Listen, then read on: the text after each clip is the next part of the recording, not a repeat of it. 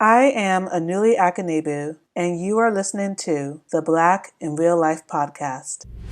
You're golden, you're so golden. What you got, you're the golden child. I see forever between you and me, forever between us.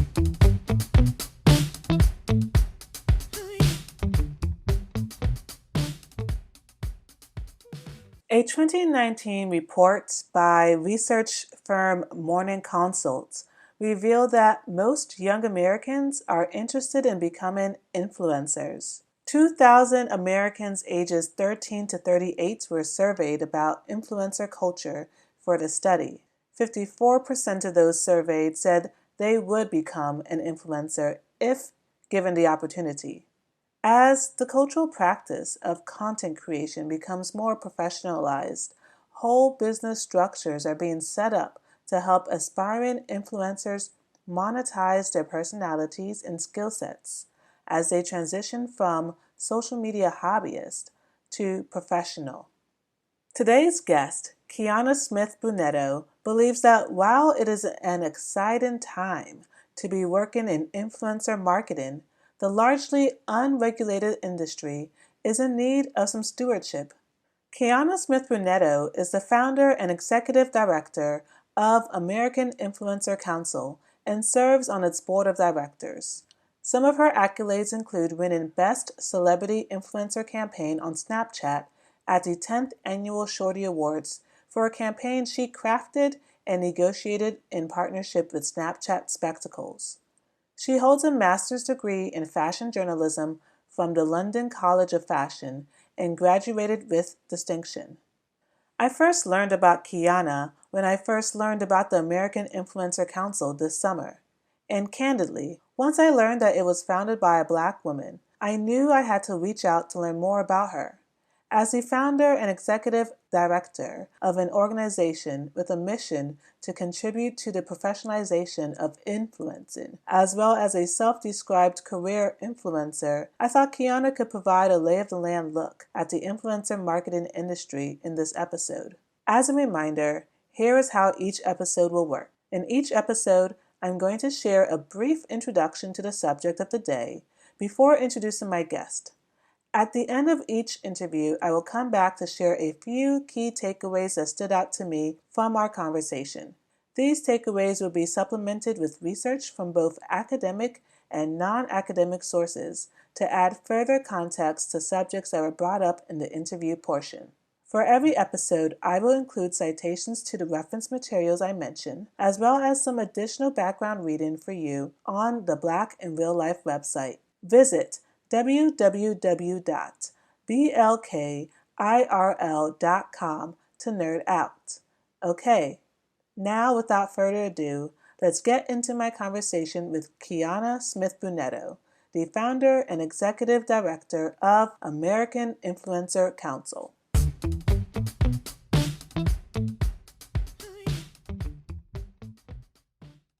I think you are the perfect person to ask this first question to, which is, what does it mean to be an influencer? They're just real basic. What is an influencer? I think, that's definitely a multifaceted question. And it's a question that we are, looking to define even amongst our founding members, because I think it means so many different things to so many different people, right? I think first and foremost, of course, within the digital age, you have one, it's an individual who has been able to create or generate a following and leverage their platform to, one, influence and drive conversation and their platform, whether that's through video content, still content, they are creating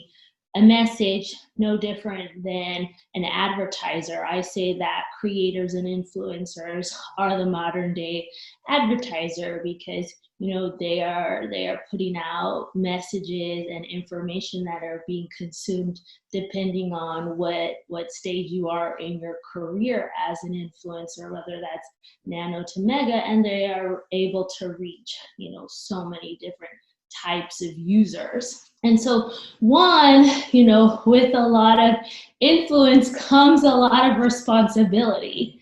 And so I think, in a startup industry, the idea of an influencer has 100% evolved, because you've had a group of individuals who, one, were incredible content creators, and some did it with passion. They were able to start something just for the pure joy of sharing their creativity with people.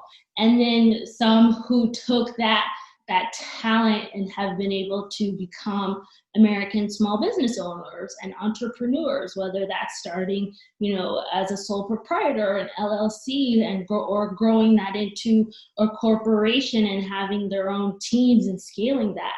And so you see that from so many different types of creators. I think, the YouTubers have had a stage and resources probably the most developed. And then, of course, with Instagram turns 10 in October. And wow. So, right? So it tells you a lot about just where the industry is from a timing perspective. A great stat is that 90% of all influencer marketing campaigns, at least last year, included Instagram. So, when you look at the platforms as well, Instagram is very important to creators too. So if you think Instagram, YouTube, then if you go, way back, MySpace and Vine, right? So the evolution of this space, American Influencer Council, we launched on Global Social Media Day, and that was the anniversary, the 10-year anniversary of Global Social Media Day.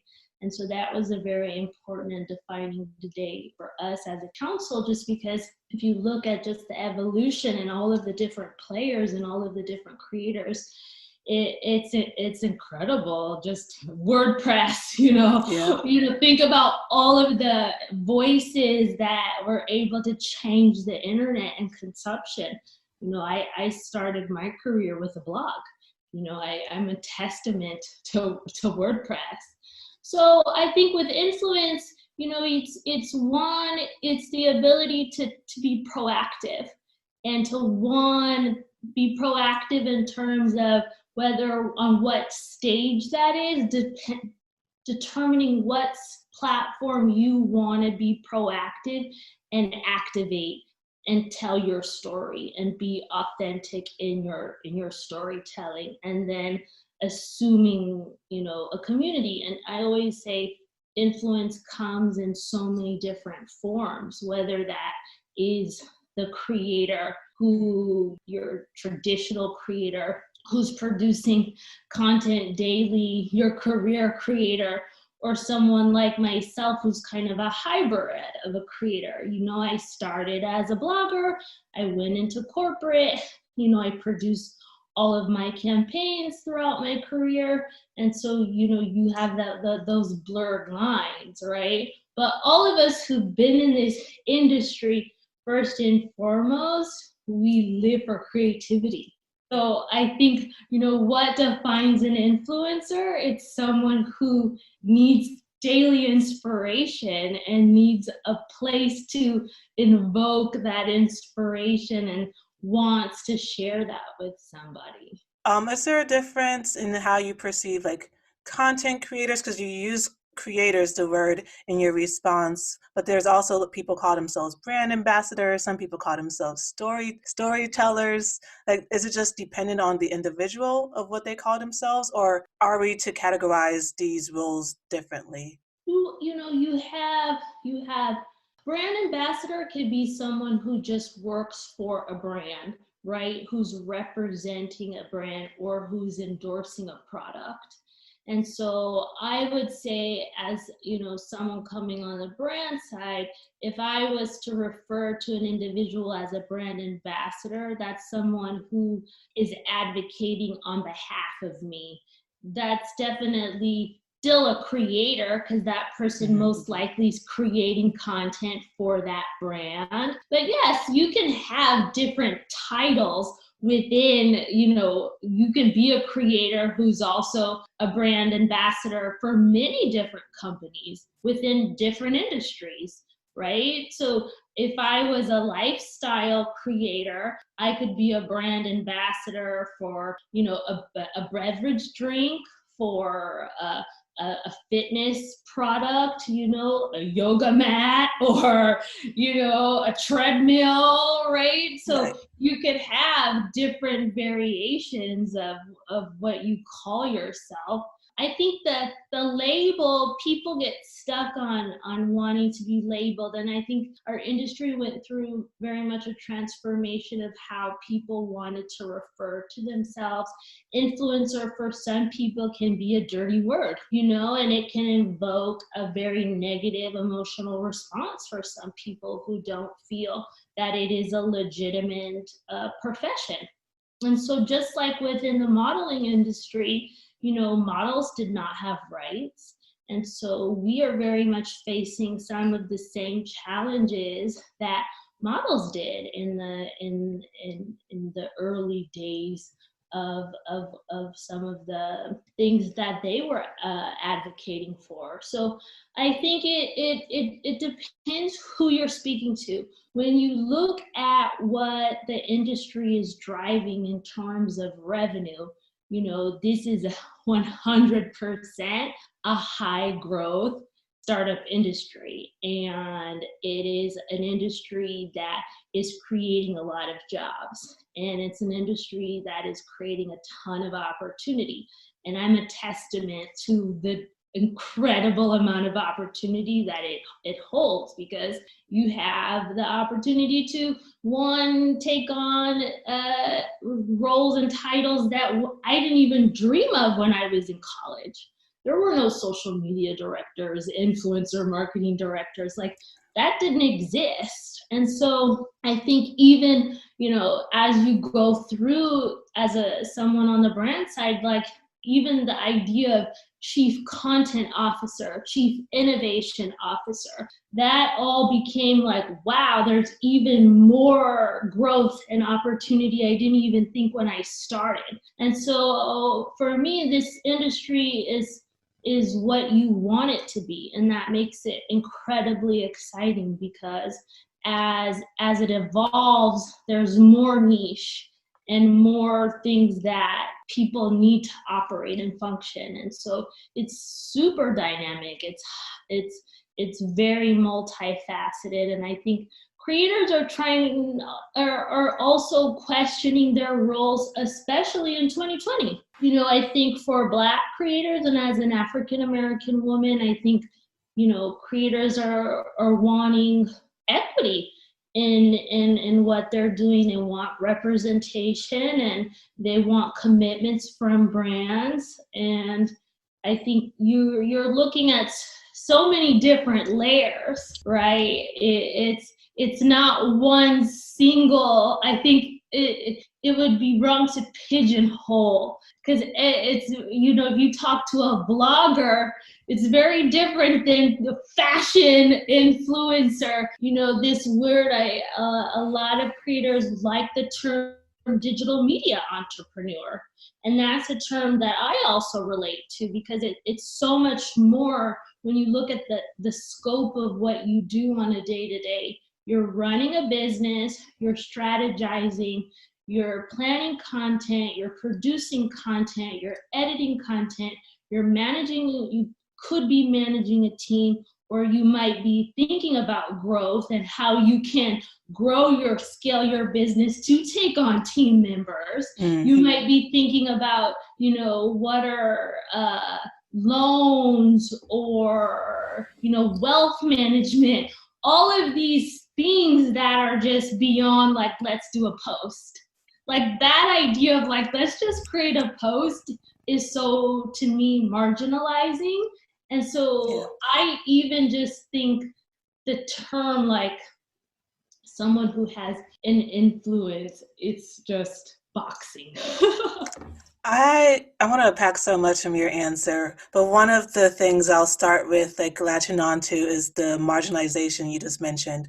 Because even in the research for like my own academic work and just this podcast, I see this gendered notion of influence when it comes to like men refer to themselves more so as content creators, and influencing is more associated with like women.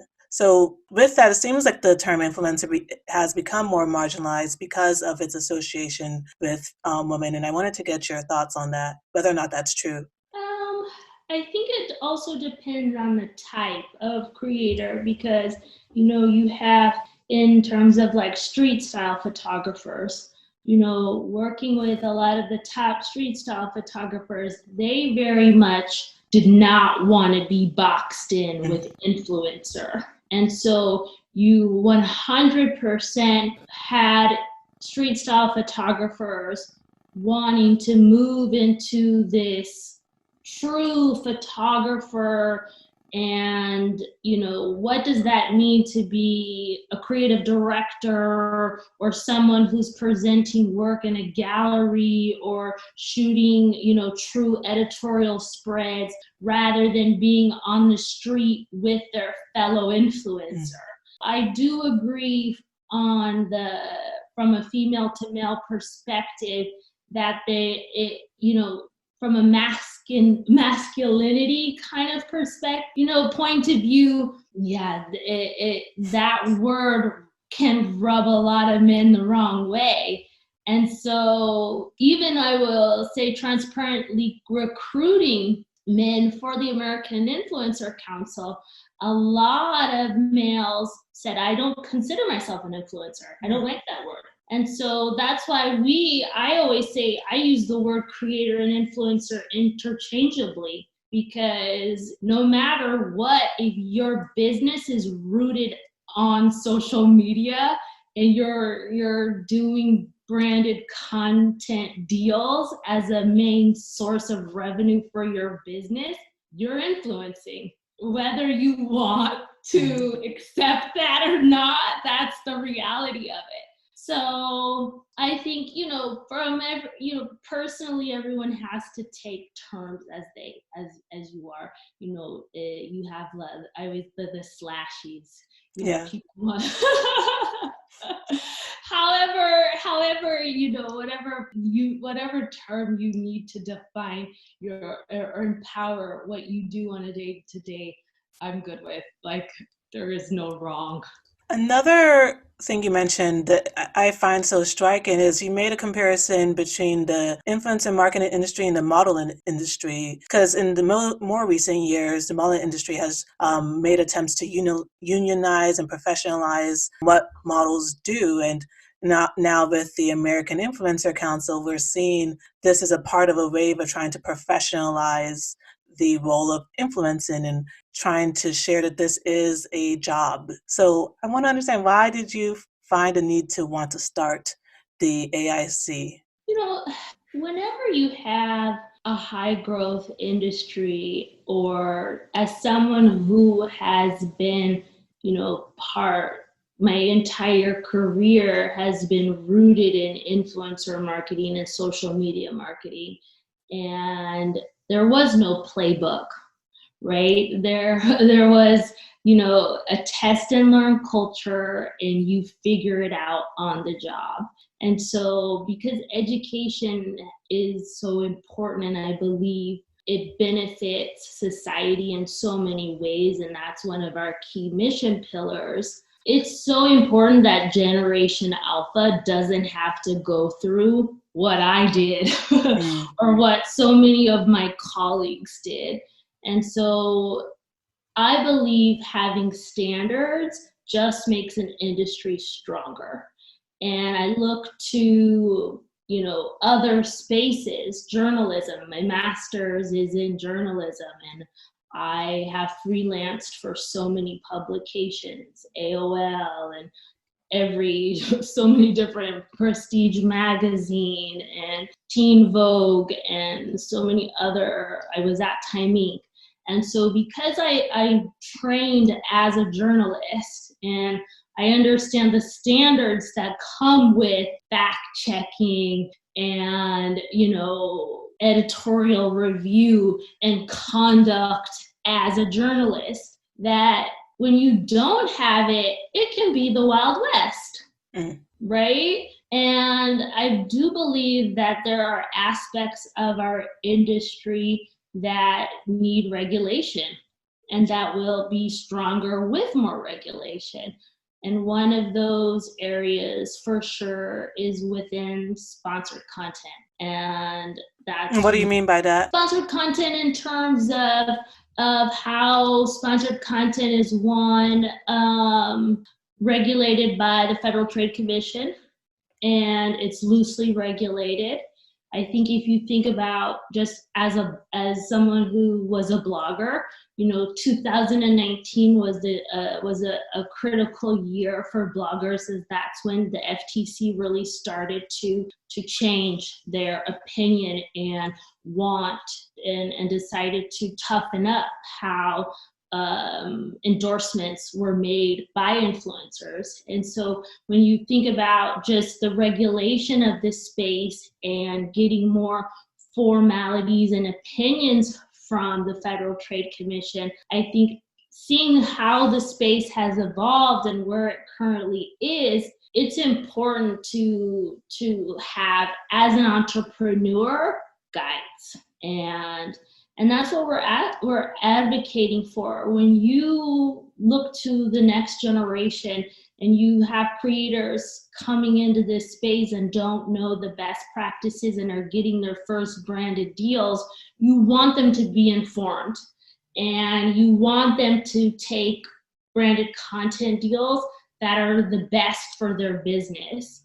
And when you don't have scaled education, when you don't have centralized places for knowledge exchange or creator to creator education, that's when you have issues. And you've seen influencers who've been tremendously impacted when they have deals go wrong or they have not disclosed properly, and it's in the news. Yeah. And so, for us, it's about protecting the next generation and making it easy for them. We want them to just run their business, have a toolkit, have a playbook, and to do what they do best and create, and not have to worry about, is this the way I should do it? Where do I look to get the information? And when you have industry-wide standards, it's streamlined. It's also notable that I didn't find any mention of influencer marketing in the testimonials that the tech giants just had on the Hill a couple of weeks ago. And even the ones prior to that, just like you had Facebook, you had Apple, like all of these men who influenced the influencer industry, but there was no mention of it. Do you feel like that was a missed opportunity? I think that there was a very specific agenda with that Senate hearing, at least the last one, and that was very much an antitrust conversation. Mm-hmm. And the Federal Trade Commission, though, the following week was in front of that same Senate group, and 100% the conversation was about different areas of influencer marketing that do need review. And one of the hot topics was in the area of child privacy and review, and FTC COPA. So I think there is a place for it, and what strategically what the agenda was for those various hearings, but the endorsement guides definitely came up, and the Federal Trade Commissioners asked for more authority to enforce. The endorsement guides are up for review this year. Okay. And we gave a public comment. I don't know if you had a chance to read it. That was our first act as a trade I did see that. Association. And so, the FTC, in terms of their ability to enforce their decisions, requires a lot of aid from other agencies. And I think, that makes it difficult when they want to reward consumers for deception. Because if you have experienced consumer deception, the benefit of the FTC is to, of course, get your money back. So, if the FTC doesn't have enough attorneys to enforce their decisions or to collect it's the bureaucracy, the bureaucracy of it all.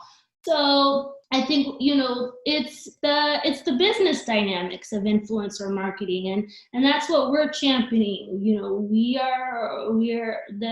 Our mission agenda is really looking at all of the different players and the aspects of the business dynamics. And there's so many players within the influencer marketing industry that if you're just starting out, I think it's overwhelming. And a lot of creators operate in a silo and don't know all of the resources available. Depending on how informed and educated you are, you might not even know that you have a ton of resources within the Small Business Administration, or that you can, especially with COVID times, that you could file for the CARE Act, right? Okay. There are things that within such a large and structured, loosely structured space, that where do you turn to get all this? The platforms do offer great information. Facebook Small Business Resource has a ton of tools and they keep adding to it. Their Boost program this year is phenomenal, and so many people don't know about it. And so we're trying to help spread the word and centralize some of the things we think creators will 100% benefit from. YouTube launched an incredible series of just how to create more authentic content, especially after Black Lives Matter, because that was a huge concern. Even resources, the Webby Awards launched a resource page of just like where to donate, who to support and this all, there's so much information, right, that you have to want. This could be like just a full-time job trying to sort all of this information. And so we hope to be of value to the creator community, because we have, a person dedicated to just diving through and looking at all of the platforms and understanding looking at policies coming out when platforms launch things, looking at what funds, Facebook launched the Black Creator Program. You had TikTok who launched the Creator Fund. There's these things happening that it's a full-time job just to keep up with it.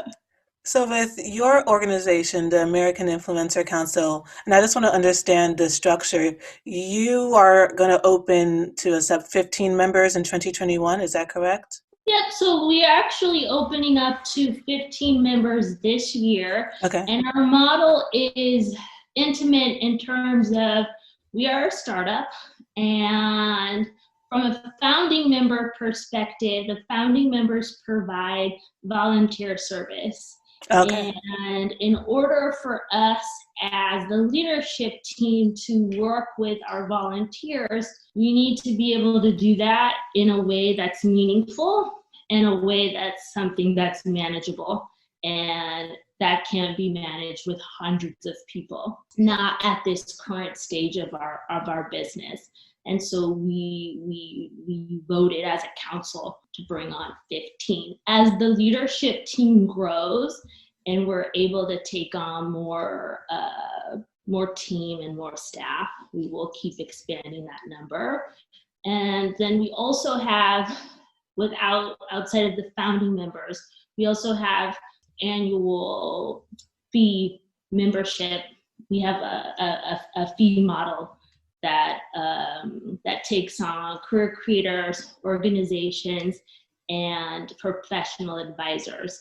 And that's how that allows us to be funded and helps, invest into what we're doing from our mission work. So we have a membership model. And what does it mean to be a member? Do members get help with negotiations, education? Like, how is a member different than just someone that's influencing on independently? Yeah, so if you think about any other type of membership organization like the Association for National Advertisers or socialmedia.org or the Council of Fashion Designers of America, you have member benefits. So as a career creator, you participate within our committees. So each of our mission pillars have a committee attached to it, and the committee is doing our mission-based work. So as an example, our Learning and Development Committee, it just launched in July our AIC in the Classroom program. And that program is rooted in terms of getting creators into digital marketing degree programs and partnering either with a professor or a chair to create elective work or to do a video lecture or a simulation or to work on a major marketing challenge. And so we take the creator expertise, like the hands-on knowledge you have, and then pair it with the book expertise of a professor to be able to enable that next generation of advertisers with like all of the on-the-job issues and challenges you face to prepare them. So we launched that at UCLA, and we were at Woodbury College, and next week we're at North Carolina University, and each month we are adding more schools. Wow. And I want to ask this next question to you as a creator, because what you're doing is a major feat, like contributing to. It's not even 2 months old. Exactly. Like you're contributing to like professionalizing this industry. So like just the idea of like, let me start an organization for like influencers. Like, how did you go from like, this is a nice idea to like, okay, I'm actually going to do this idea and tell people about it? So I've been thinking about putting a council together for quite a long time, and really mobilized. So came up with the idea in the early part of 2019, and then started to mobilize the idea in the winter. And Alexander Patino is our deputy director and someone I've worked with throughout my entire career, and came with him with the idea, and I was like, we need to make this council happen. Would you support me being part of the leadership team as I developed this idea? And he said yes. And so I just started writing the bylaws and researching, just trying to understand the trade model concept. I was very fortunate and did some of the most meaningful work in my career at the US Open, which has a matrix membership model. And the US Open is part of the United States Tennis Association. And that I was very lucky to work closely with the board of directors at the USTA. And that experience 100% inspired a lot of the AIC, and also some of the work in terms of at Nordstrom, I was able to interview the Vogue Fashion Fund designers through the CFDA. And at Saks, I started the social media department. And of course, supporting American designers is, paramount at Saks Fifth Avenue, from our windows and our brand matrix. And so I was very fortunate at Saks to also have exchanges and experiences with the CFDA. And then at the US Open, I was a member of the Association of National Advertisers and participated in some of their workshops. And I was also a member of socialmedia.org, which is one of the most inspiring professional organizations for someone with my background. And all of these experiences, like, it's like cook them in a pot. So you're built for this, is what you're saying. Like, you were basically crafted. This was meant for you to do. I mean, I can't. With all of my award-winning influencer campaign work, and I'm one of the like unicorns in terms of I wrote all of my contracts and worked really closely with our legal team in brokering the deals with all of our influencers. So I didn't leverage an agency unless it was critical. So most of my early campaigns were deals I brokered myself. And then later stage in my career, of course, I had third-party vendors and agency partners. And so I have a lot of experience crafting the deals. And then paid media, I always ran all of the paid media in the roles that I had, and built the infrastructure and hired the teams and trained the teams to run paid. So as like Facebook launched, Facebook Business Manager, and, you were starting to run paid on, when we started at the roles I had running paid on YouTube and Snapchat, and I was doing a lot of that. I also started the departments at most of the places I worked. So I was employee one doing all of the work. So I have all of this expertise and knowledge, and so I know the gaps. And so I know the gaps, and I know the gaps and the issues and the challenges creators face. And so it's like all of these culminations of things are in the bylaws and in our mission, and things that I, one, as a professional, want to solve, things and challenges I faced personally, trials and errors and things that I've encountered, and I wish I had someone to have helped me in different projects.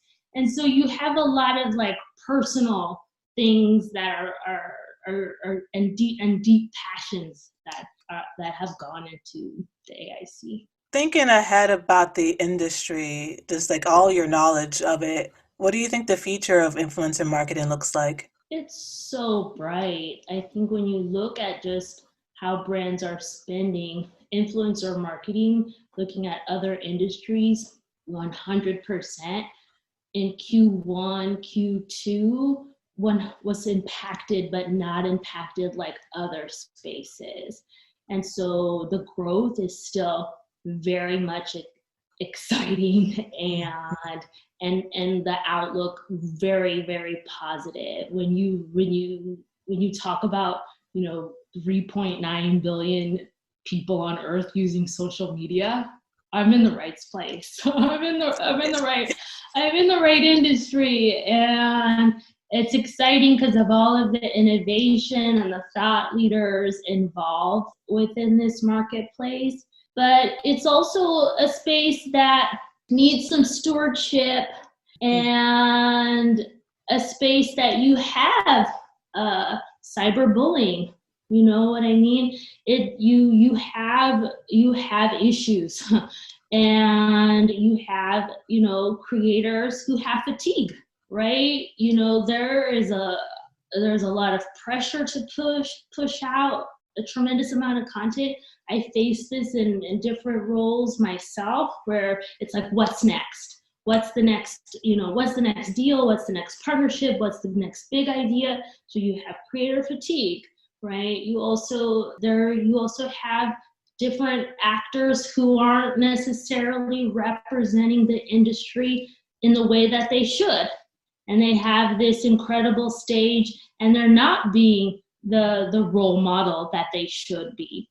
And so you have a lot of young entrepreneurs who are making mistakes in a very public way.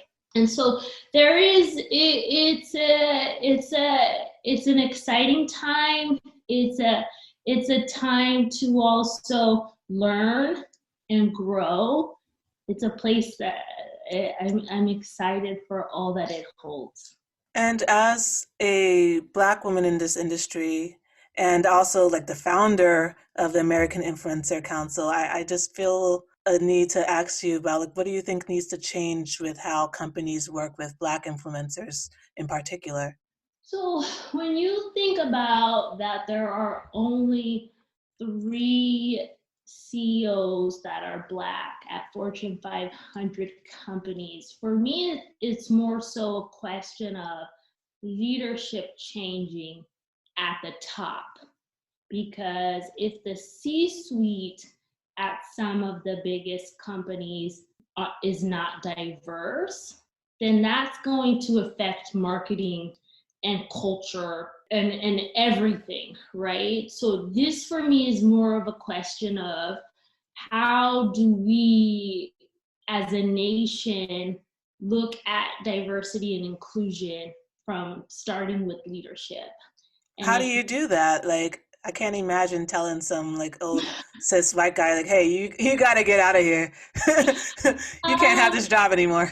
I do think that boards are having these conversations of what is the right culture and what is the right type of leadership, because employees are demanding it. Look what happened at Adidas. Mm-hmm. You Yeah. know, look what's happening at Pinterest. So I think you 100% employees want a culture that is representative of everyone, and they want to see people that look like them in VP and above roles. It's very important. And if organizations stay stagnant, it will also affect the way consumers perceive them too. So I do think change is happening, and you're seeing a lot of new leaders being hired right now, which is very exciting. So I'm optimistic. There's a lot of work to be done. The Black Fashion Council has gotten a lot of exciting brand commitments for what they're trying to do in terms of culture evaluations and ways to make things more equitable and have more representation of all people. But I think it's, for me, it's looking at inclusion of also Hispanics as well, of all marginalized groups, so that everyone feels that and knows they have an opportunity to be where they dream.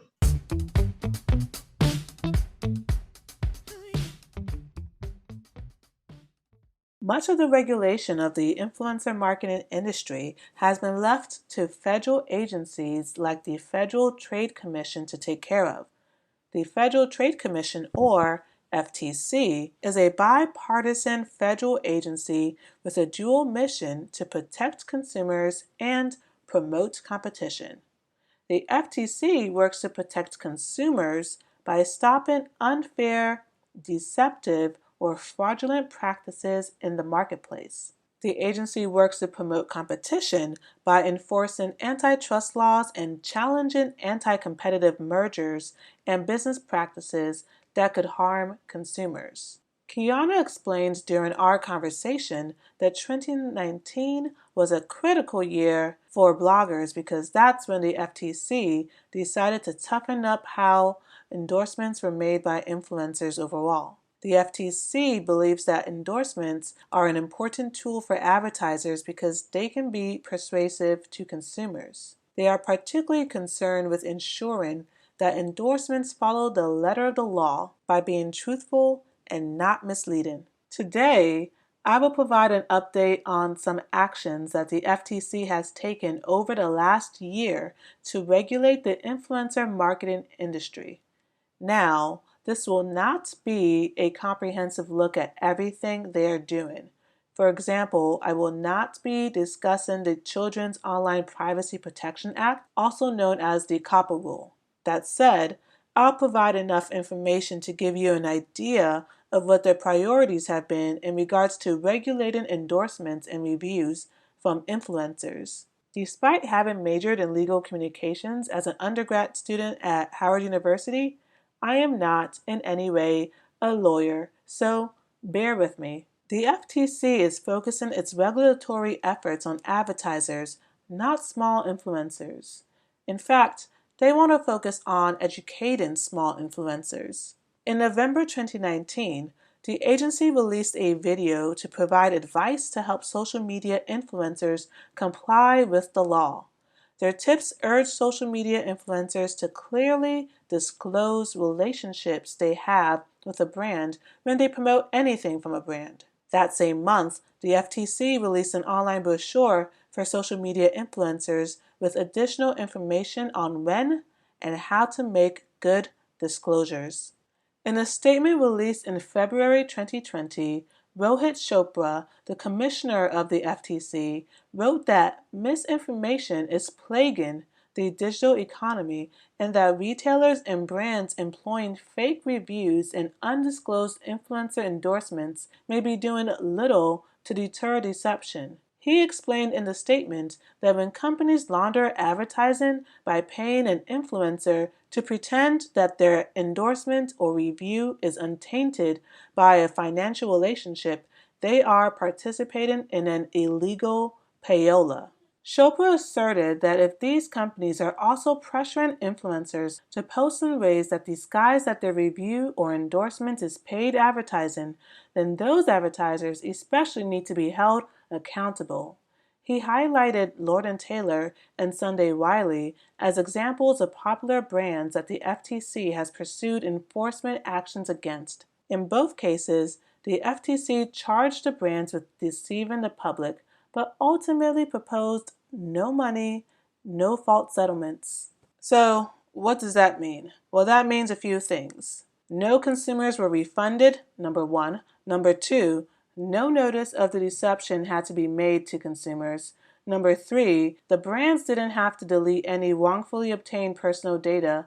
And number four, they didn't have to make an admission of liability. Chopra ends his statement by sharing his desire for the agency to seek tougher remedies for companies that disguise their advertising as an authentic endorsement or review. He additionally calls for a close and careful review of the FTC's non-binding endorsement guides and a self-critical analysis of the agency's enforcement approach. After this statement was released, the FTC invited the public to participate in a public comment period for a regulatory review process of its endorsement guides to help the agency chart its way forward. Qianna shared in our interview that the American Influencer Council made a public comment to the FTC on the guides in April 2020, shortly after its own incorporation. In its comment, the AIC calls for the FTC to encourage a partnership among what they refer to as the Big Six social media platforms in order to establish visual and language standardizations for sponsored content. At the time of this recording, 110 public comments have been submitted during the public comment period. The comments deadline for the endorsement guides ended in June 2020. In August 2020, the FTC testified at an oversight hearing before the Senate Committee on Commerce, Science, and Transportation. As Qianna said during our conversation, this is the same Senate committee that big tech executives like Jeff Bezos and Mark Zuckerberg testified before just a few weeks earlier in July. The FTC's oversight hearing focused on the agency's work to protect consumers and promote competition, including its efforts to combat frauds designed to take advantage of consumers during the COVID-19 pandemic. Since the pandemic began in March, the FTC has taken several actions to protect consumers. Its actions include issuing joint warning letters with the Food and Drug Administration to more than 70 marketers regarding claims that their products will treat, cure, or prevent COVID-19, as well as issuing 8 warning letters to businesses posing as the Small Business Administration. So scams abound, just scams, COVID scams. Well, I know that I just threw a lot at you, but remember that I include my reference materials in the website for Black in Real Life. That is www.blkirl.com. Check it out. You will see reference materials and background readings for every episode, including this one. You have just listened to a production of the Black in Real Life podcast, hosted by Anuli Akanegbu, developed by Anuli Akanegbu, scripted by Anuli Akanegbu, edited by Anuli Akanegbu, with research support by Anuli Akanegbu. The music was graciously provided by Garth, whose single Wild can be streamed on anywhere you can find music. Thank you, and remember, the people you follow online are also Black in real life.